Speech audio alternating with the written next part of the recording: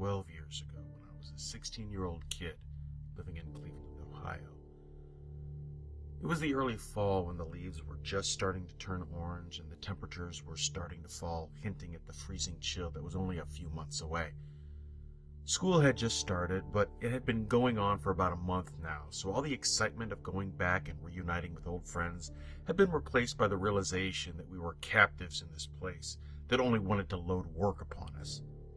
Understandably, me and my friends were all eager to do anything that might remind us of the worry-free, responsibility-free days of summer. Earlier that year, about the time the last school year had let out, one of my friends from work, McDonald's, which some people think is lame, but I always had a great time there, had taught me a technique to make yourself pass out with the help of an assistant. It works something like this. One person would rapidly take 10 deep, heavy breaths, and on the 10th, squeeze his eyes shut and hold his breath as tightly as possible while crossing his wrists over his heart. The assistant would then give the person a huge bear hug from behind and squeeze the person's wrists into his breastbone. Within seconds, the person holding their breath would lose consciousness. The assistant was then in a perfect position to make sure you didn't totally collapse and crack your skull open on the sidewalk. The effect only lasted for a second or two. It wasn't like we were putting ourselves into comas or anything, but it felt like you had been out for hours, and when you came to, the disoriented feeling of not knowing where the hell you were and what you were doing there was awesome. Now, I know some people are like, what the fuck, you fucking retard? And yeah, I know we were probably killing about 1 million brain cells each time we would knock ourselves out, and I think probably my memory has suffered for it. But to be a bored-as-hell 16-year-old, I thought it was hella cool. All of the effect of getting your lights punched out with none of the pain of getting hit in the face. I tell you to try it to see for yourself, but after what happened, I would never recommend it to anyone. One interesting side effect of doing this, which was really most of the reason we did it, was that while you were out, you'd have extremely lucid, vivid dreams, which you could always recall upon awakening. After all, you were only asleep for 2 seconds. We were good kids and had never and would never try drugs, so to us, this was like a poor man's LSD. These visions in some way were usually related to what you were looking at right before you passed out. For example, I once dreamed that I was climbing a mountain, way up in the Himalayas or something, but there was a handrail there. Who the hell puts handrails at 20,000 feet? When I came to and remembered where I was, I realized that I had been looking at the staircase at the corner of my girlfriend's living room. Another time, I had a vision that Fred Flintstone smiling and holding out his hand in front of a mural with a DARE logo. That's Drug Abuse Resistant Education, a program cops teach in public schools. You've probably seen the bumper stickers. I woke up and saw that my friend Brett had been standing in front of me right before I slipped into dreamland, and that logo was on his shirt. Where Fred Flintstone came from, I have no idea.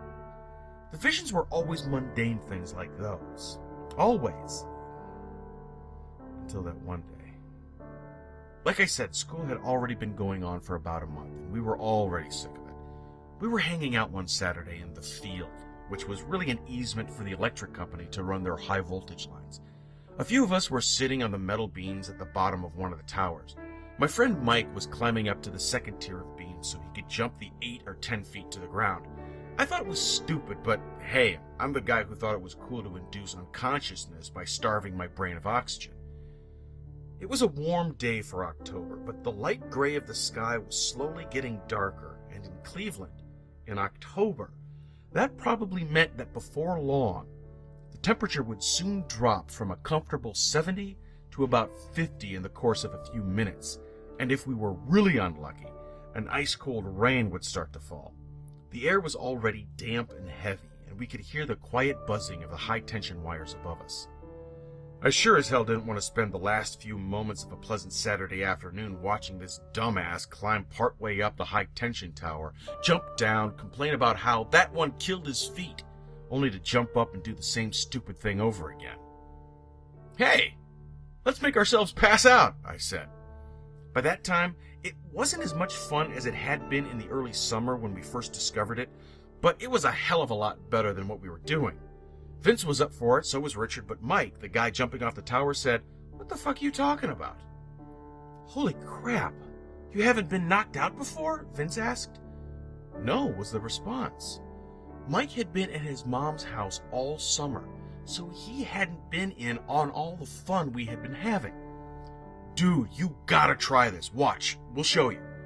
Vince and I got off the tower, stood in the grass at the center, and did the customary 10 deep breaths. I squeezed my eyes shut and held my breath so hard that if they hadn't been shut, they'd have probably popped out of my head. Then I felt my friend clamp down on my arms in front of my chest, and suddenly, as if there was nothing more natural in the world, there was a giant lobster climbing around our lobster cage, and I was under the ocean with seaweed growing from the sandy bottom under my feet. The next thing I remember, I was awake and Vince and Richard were asking me, "Dude, what did you see? What did you dream?" The back of my head was killing me. "Fuck, did you let me fall?" I really wasn't that heavy, but Vince was pretty weak. He just stood there looking guilty, and Richard told me he had. "What did you see, though?" he asked. I rubbed my head and said it was a lobster. It was pinching Vince's head off with its claws. I turned to Mike, watching from the L-shaped beams above, and said, "See? It's fucking awesome." "Whatever. I don't trust any of you enough to do that shit to me." "Come on, man. You gotta try it. It's no more dangerous than what you're doing now. I promise I won't let you fall like this bitch did."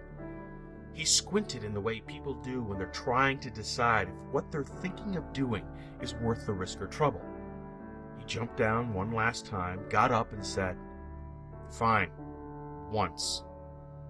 If only he would have thought a little longer, or just flatly refused.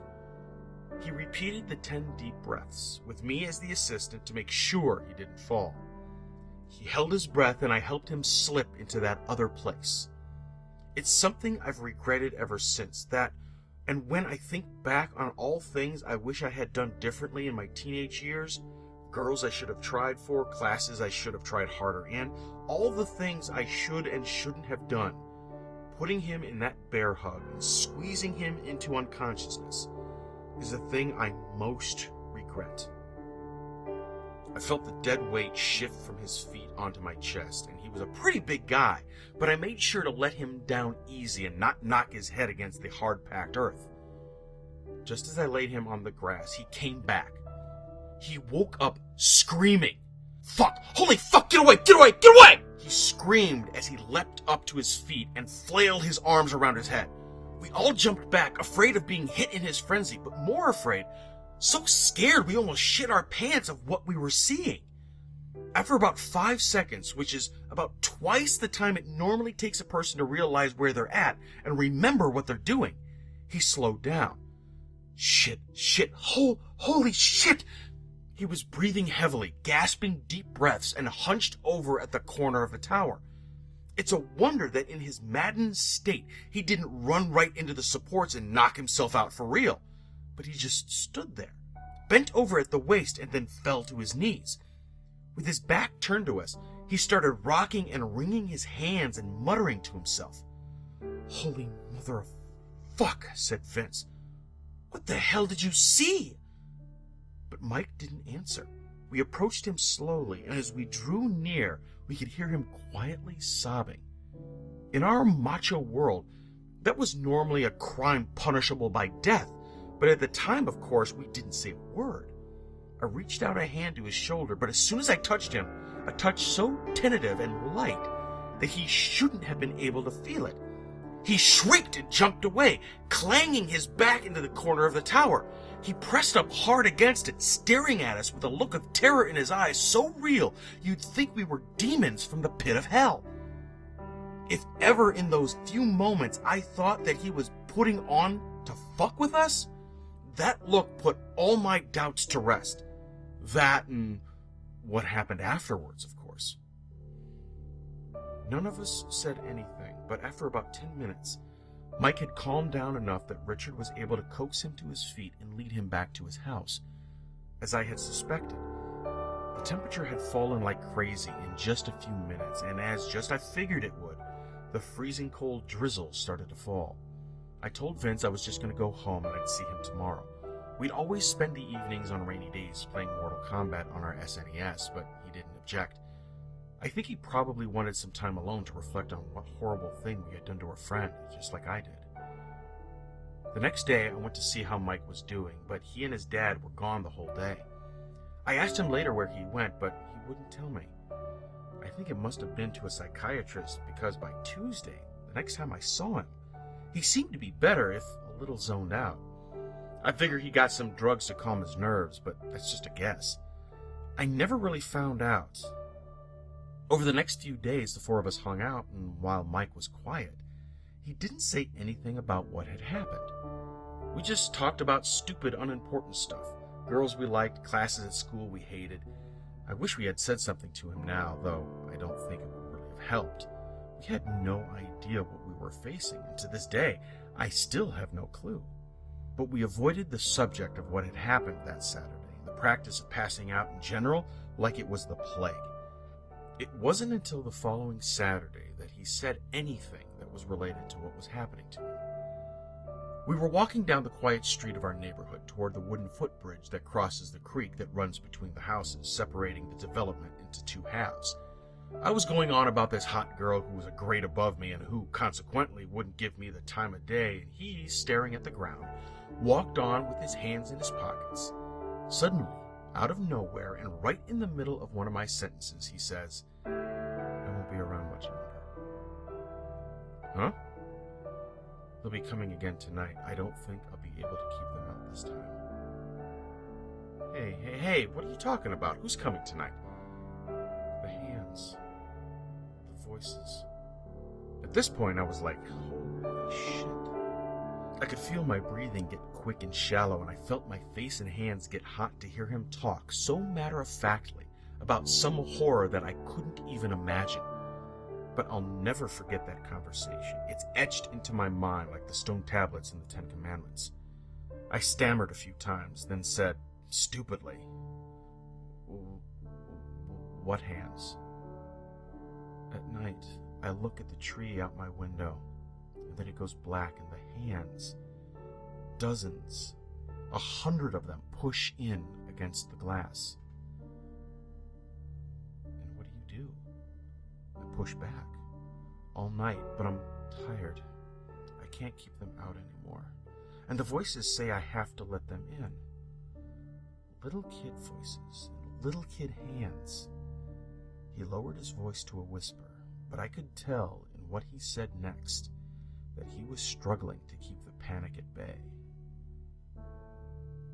Sometimes I see their faces, he said in a trembling voice. We had come to the walkway up to his house. He stopped and finally lifted his face to me. "Tell Vince he can have my Super Nintendo. He doesn't have one, and his mom sure as hell won't buy him one. Richard can have my CDs. I know you guys don't like rap, but he does." I started to say something, but he turned and walked up to his house. He went inside and closed the door. How I wish I would have went up and knocked. Told him I would have stayed the night, but we were 16, and at that age, guys didn't do that anymore. So I just went home. I didn't even answer the door for Vince when he came over later. When I went to bed, I did not sleep well, and I was constantly listening to every creak and groan that the house made, listening for the voices of a multitude of children. I normally slept with the curtains open, but tonight, I closed them tight. The next day, we learned someone had broken into Mike's house. A police car was there in his driveway, and I about shit a brick when I saw it. Later, my worst fears were confirmed when I learned that it was Mike's bedroom window that had been broken into. He was missing, was all they told us. The cops asked all three of us a ton of questions, and people from the Center of Missing and Exploited Children came and asked us more. I'm sure I looked as guilty as shit, but when I said I didn't know what happened, it was, after all, halfway true. They were looking for some pervert that had abducted Mike, so no matter how hard they grilled me, they couldn't get any information relating to that, of course, so they finally gave up. He was on milk cartons and missing children TV shows, but to this day, he is still an unsolved case. After it was all over, I went to the library to research what the fuck happened, because in those days, while the internet was a research tool, it was only for rocket scientists or people who could afford a $5,000 computer. I didn't find much. The closest thing that I think is related is something I only discovered later in my junior class on world history. Apparently, Egyptian priests used to seal themselves in coffins for just long enough a time to almost die. They would then be resuscitated so they could relate the things they saw in the netherworld while dead to the other priests. I can only figure that perhaps the electricity in the air or the weather made Mike go under deeper than we ever had and gave him an experience something like what the Egyptian priests had. But Vince knocked me out too in almost the same spot where Mike was standing when I did it to him. Could he have been just more receptive to the call of that other place? Or had knocking my head on the ground somehow jostled me free of their hold? I don't know, and I don't think I ever will, but sometimes it still makes me shiver.